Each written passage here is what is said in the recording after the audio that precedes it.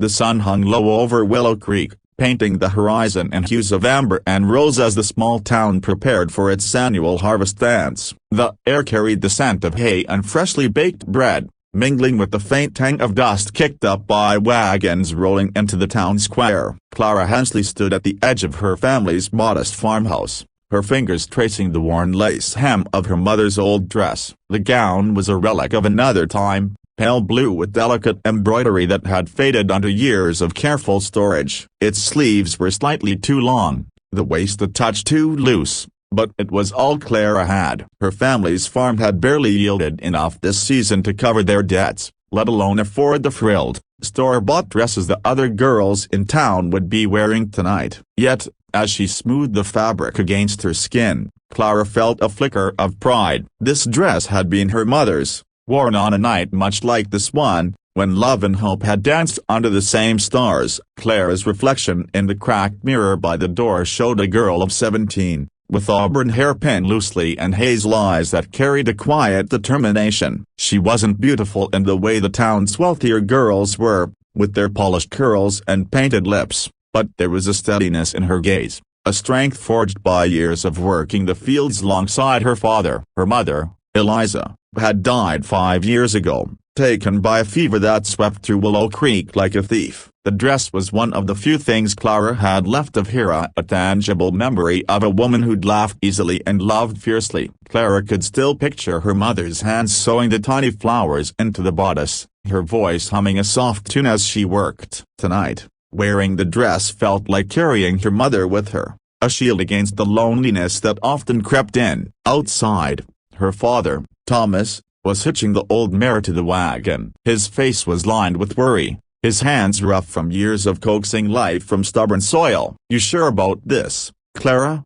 he asked, his voice gruff but kind. "You don't have to go. Those town folks a broken bar, they can be cruel about things like dresses." Clara forced a smile, though her stomach twisted. "I want to, Pa. Mama would have wanted me to go, to dance like she did." "I'll be fine." Thomas nodded, though his eyes lingered on the dress, a shadow of grief passing over his face. "You look like her, you know," he said softly, then turned to the mare, busying himself with the reins. The ride into town was quiet, the wagon creaking over the rutted road. Clara clutched a shawl around her shoulders, the evening chill seeping through the thin fabric of the dress. As they approached the square, the glow of lanterns and the lively strains of a fiddle greeted them. The harvest dance was Willow Creek's biggest event, a night when farmers, shopkeepers, and travelers alike gathered to celebrate the season's end. The square was alive with color, women in bright silks and men in pressed vests, children darting through the crowd with sticky fingers from stolen sweets. Clara's heart lifted at the sight, but a knot of unease tightened in her chest. She knew how the town worked, how the daughters of wealthier families like the Carters or the Millers looked down on girls like her, whose hands bore calluses and whose clothes carried the scent of earth. As her father helped her down from the wagon, Clara caught sight of a group of girls near the dance platform. They were her age, maybe a year or two older, their dresses gleaming with newness, a crimson taffeta, emerald satin, and creamy lace that must have come from the city. Leading them was Abigail Carter, the banker's daughter, whose golden curls and sharp tongue made her the unspoken queen of Willow Creek's youth. Abigail's eyes landed on Clara, and a smirk curled her lips. "Well, look who's here," she called, her voice carrying over the chatter. Clara Hensley, dressed like she raided her attic. The other girls giggled, their hands covering their mouths as if to hide their delight. Clara's cheeks burned, and she clutched her shawl tighter, wishing it could shield her from their stares. "Is that your grandmother's dress?"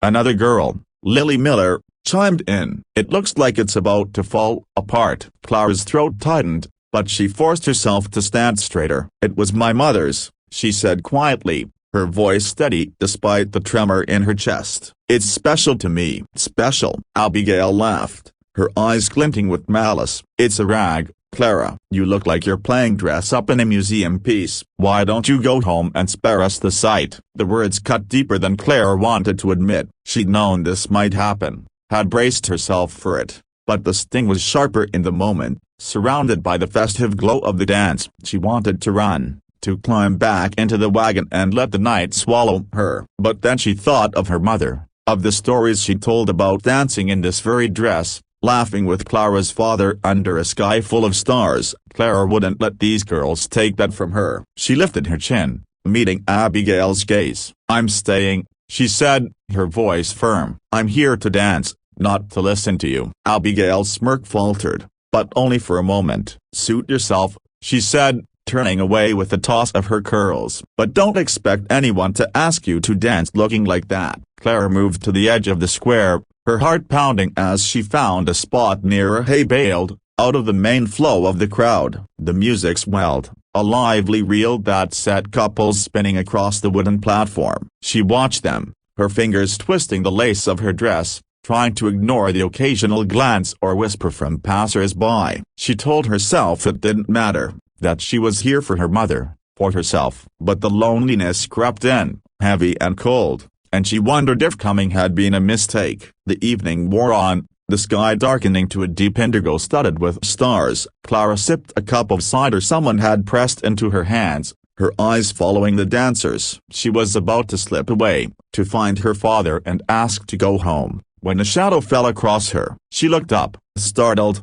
to see a man standing before her. He was tall, with a weathered cowboy hat tipped back on his head, revealing a face tanned by the sun and lined with the kind of creases that came from smiling often. His eyes were warm brown, and there was a quiet confidence in the way he stood, his boots scuffed but polished, his denim jacket worn but clean. "Evening," he said, his voice low and steady, with a hint of a drawl that suggested he'd traveled far beyond Willow Creek. "May I have this dance?" Clara blinked, caught off guard. She glanced around, half expecting to see Abigail or one of her friends behind him, ready to laugh at the joke. But his gaze was earnest, his hand extended, callous but steady. "Yeah, broken bar, I'm not much of a dancer," she stammered, her fingers tightening on her cup. He smiled, a small, easy thing that softened the lines of his face. "That's alright, I ain't exactly graceful myself, but I'd wager you've got more rhythm than you think." Clara hesitated,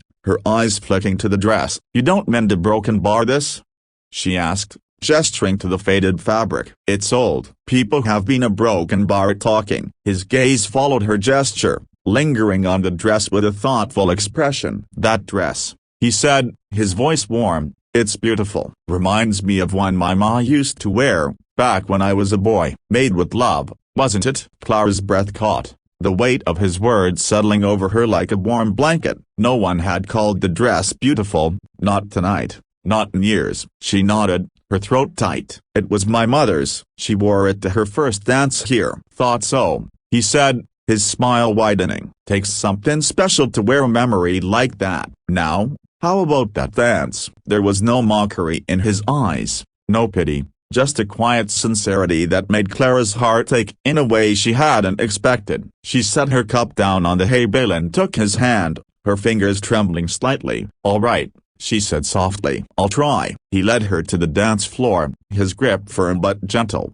guiding her through the crowd. The music shifted to a slower waltz, the fiddle singing a melody that seemed to wrap around them. Clara felt the eyes of the crowd, Abigail and her friends among them, but for the first time, they didn't matter. The cowboy, whose name he offered as Eli, moved with an easy grace despite his claim of clumsiness, his hand steady at her waist. She stumbled at first, her feet unsure, but he didn't falter, guiding her with a patience that made her feel safe. As they danced, Eli talked, his voice a low hum beneath the music. He told her of the plains he'd ridden, the herds he'd driven, the towns he'd passed through where folks gathered under lanterns just like these. "Every place has a story," he said, his eyes crinkling at the corners. "And every dress like yours has one too. My ma's was green, with little buttons down the front. She'd wear it to church, and I'd swear she looked like a queen. Yours a broken bar, it's got that same kind of heart." Clara smiled, her steps growing surer as the music carried them. "Mama used to tell me about this dress," she said, her voice soft but clear. She said it made her feel brave, like she could do anything. "I wanted to feel that tonight." "You do," Eli said, his tone matter-of-fact. "You're here, ain't you?" "Takes more courage to wear what matters to you than to follow what everyone else is wearing." The words settled deep in Clara's chest, easing the sting of Abigail's taunts. She glanced over at the group of girls, who were watching now, their laughter replaced by something else, a curiosity, maybe, or even a flicker of envy. The dance ended, and Eli stepped back, tipping his hat. "Thank you, Clara," he said. "You wear that dress like it's meant to be worn." She stood there, breathless, as he melted back into the crowd, his figure swallowed by the swirl of dancers and lantern light. The music started up again, and Clara felt different, lighter, as if the dress had taken on new life. She danced again that night, with a shopkeeper's son, then an old farmer who'd known her mother. Each step felt like a reclamation, a way of honoring the woman who'd worn this dress before her. The whispers faded, the stares softened, and Claire moved through the square with a quiet confidence she hadn't known she possessed. As the night drew to a close, she found her father near the wagon, his eyes bright with something like pride. "You did all right, Clara," he said, his voice gruff. "Your mama would have been proud." Clara smiled, the lace of her mother's dress catching the last of the lantern light. "I know," she said, and as they rode home under the starlit sky, she carried with her not just the memory of her mother, but the echo of the cowboy's kind words, and the courage to wear her heart for all to see.